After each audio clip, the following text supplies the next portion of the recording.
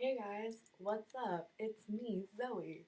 Um, well, okay, so I'm like really trying to practice not going back and forth all the time with my videos. So I just want to put a little disclaimer that these are my beliefs when it comes to spirituality, um, what I practice, which is Wicca. It is modern day witchcraft, but it doesn't sound as scary like when I explain it further, which is going to be the goal of this video. I just want to talk about um, my spirituality, how it developed, um, any like weird stories that I may have had, what Wicca is today, because I saw that a lot of people were really curious as to like what I practice. I guess it's not really the norm in our town, um, and like that's another misconception is like I don't practice witchcraft. It sounds so weird saying that. I don't practice that for attention. It's literally nothing that has to do with like, oh my god, I'm different. It's something that I was brought up with. Um, on my mother's side, it's something that I've always been in touch with. It's not just like wearing a pentagram and being like, I'm a witch. Um, so just like push that out of the way. These are my takes, my personal experiences, how I see the world. If you don't want to agree with me, that is completely okay. Everybody is entitled to their opinion. I will not shove mine down your throat, as I would hope nobody would shove theirs down my throat. Okay, that's my little disclaimer because I just wanted to get that out of the way. So, the first time that I ever came into contact with something that wasn't necessarily human was when I was 4 years old. And I remember this so vividly because it's just stuck with me throughout all these years. Um, I was brushing my teeth in the mirror and I went to spit out my toothpaste and I come back up and I see a little boy wearing a hospital gown. He had like the drip next to him, trachea in his throat, which I did not know was a trachea at the time. And he very limply waved at me and like tried to crack a smile. I was just kind of like in shock because he wasn't there before. He just suddenly appeared, and now I'm looking at him, and I turn around, and he wasn't there. And I look back in the mirror, and he's not there. And I was like, what the fuck? Um, so, as 4-year-old me does, I started to cry, and I like got my mom and was like, oh my god, like there's a little boy in the house. I don't know where he went. Like, mom, something happened to him. And my mom, like, she started to get a little sus because she was like, what did he look like? And I was like, he was wearing a hospital gown, he had something on his throat, he had brown hair, brown eyes, and he just looked really thin. And at that point, my mom, she just went white. Um, and she got really, I don't know what she was feeling. I don't know if it was scared, I don't know if it was shocked, I don't know if it was like a weird, like, warming sense. Because she went downstairs and she pulled out a picture of my Uncle Justin, who passed away when he was 11. Um, he had a trachea in his throat and he had a hole in his heart that got too big. Pretty much what happened with that was the week that he was supposed to get surgery, his fucking doctor decided to go on vacation. He never got the surgery. He had a couple seizures and he ended up passing away. And I didn't know about that when I was that young. And it was the first time that I ever learned about him was after seeing him. So that was the first time that I ever that I can recount like coming into contact with a spirit, especially somebody who was like really important to me, um, like later in life learning. Now, I have always been a really intuitive person. I always just like go with my gut feeling. I always know when something is going to happen. Like, again, these are things that I get kind of nervous sharing because I'm like, I want to stress you enough. Like, I'm not making this shit up. Um, but I also know that people are gonna be like, she's totally making this shit up. But like some nights I will have, well, not some nights, most nights I will have dreams of things that are just very ordinary, where the next day they'll just happen. Um, I'll have like a gut feeling in my stomach when I shouldn't be somewhere, when I shouldn't be doing something. I'm incredibly susceptible to karma, where things will just like come right back at me immediately. Um, 3 times as hard as, or 3 times as good. Um, it's crazy. So, pretty much, my grandmother, she grew up in Colombia. and her mother practiced brujeria, and so did she. And brujeria is like a Spanish witchcraft. It's not like black magic voodoo type shit. Um, it is Wicca is a nature religion. It is something that is meant to connect spirit with earth, fire, air, water, earth, fire, air, water. Yeah, and spirit. I can home from work before I'm freaking tired of this shit. But yeah, it's based around having respect for other people. The Wiccan read is "and in harm none, do as thou wilt," which pretty much means like if you're not hurting anybody, do whatever you want. Um, and obviously, hurting is a subjective term, but that's the awesome thing is like it really allows you to be an individual. It really allows you to still develop your own views. Um, it's really inclusive when it comes to gender, sexuality. Um, it's polytheistic in the sense that it's not just like one overarching god. There's one god and one goddess, but that's not something that I've been really able to like train myself, I guess, into. Not even train. It's just not something that I was brought up with as, you know, there are gods. I was always brought up with their energies um, surrounding us, and so that's what I personally believe in. I believe that there are energies that surround us all the time. I think that there's negative energy, positive energy, weird energy, sad energy. It's the list can go on, and that's what I personally believe in. And oh my god, I totally just lost my train of thought.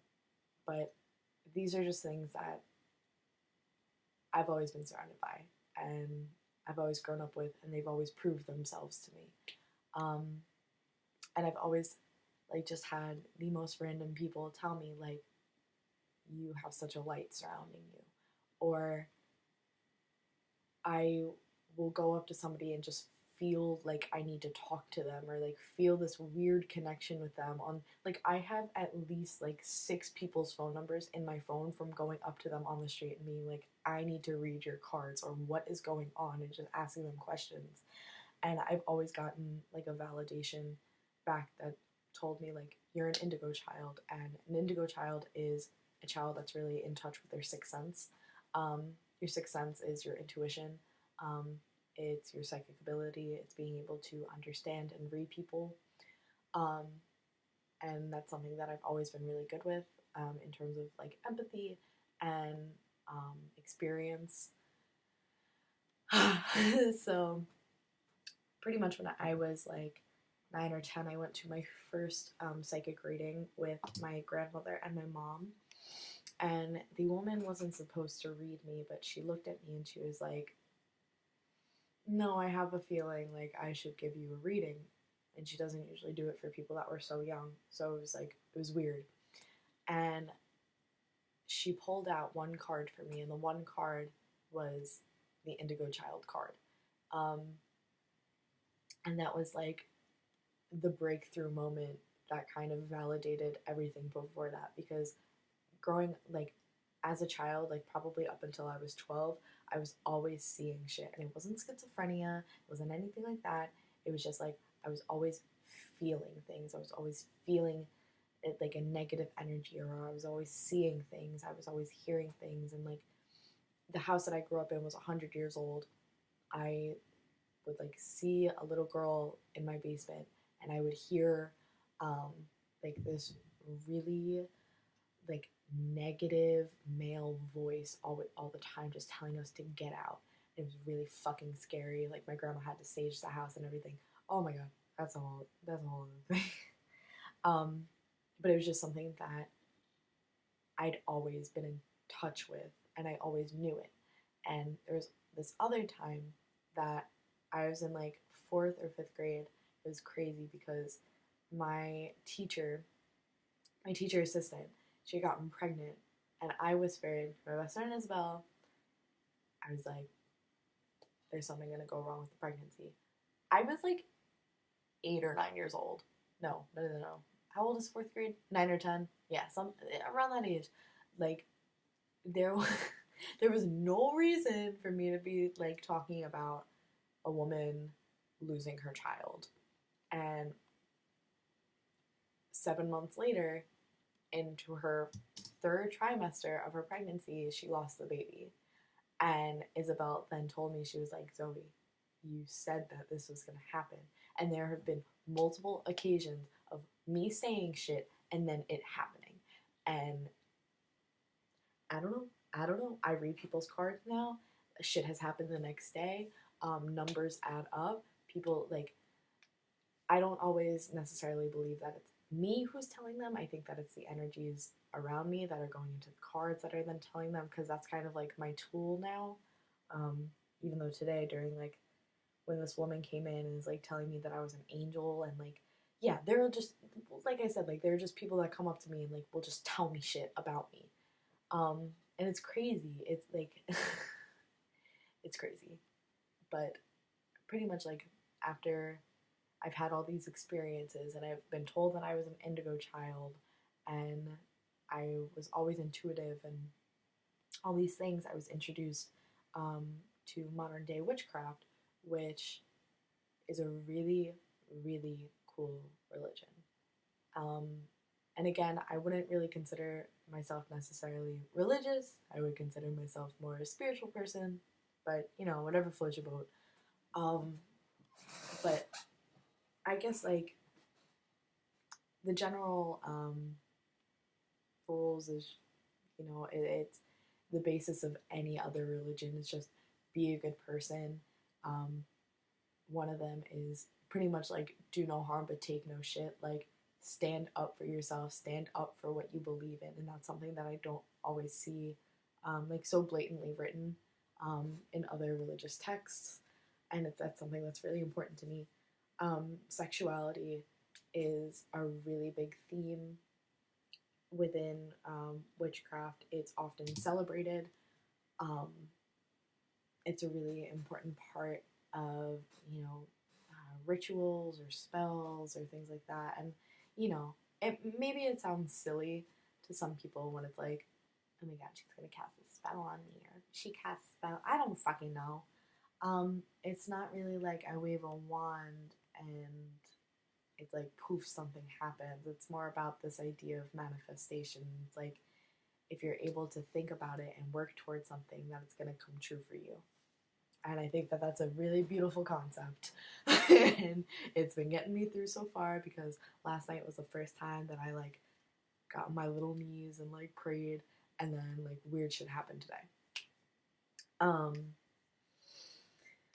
So that's kind of like my history with it. My parents are very accepting of it. They're like, their one rule is just don't bring anything negative in the house and no Ouija boards. And I've had my fair share of stories with Ouija boards as well. I've had my fair share of ghosts, of creepy stories, of everything. Absolutely everything. So, you know, if you have any questions, you could leave it down in the comments. You could text me, you could DM me, you could do anything. You please, I'm completely open to explaining anything that I didn't like fully go into detail with. I just wanted to kind of keep this like a broad video, but also like open conversation about it. So, yeah, that's what I do. That's what I believe in. Those are some of my experiences. If you want a longer video, I guess, explaining like any ghost stories or weird shit that I've seen as a kid, or that I've experienced with intuition, let me know, because I can go on about that for days. So, good night. I still have to write my WT2. Bye.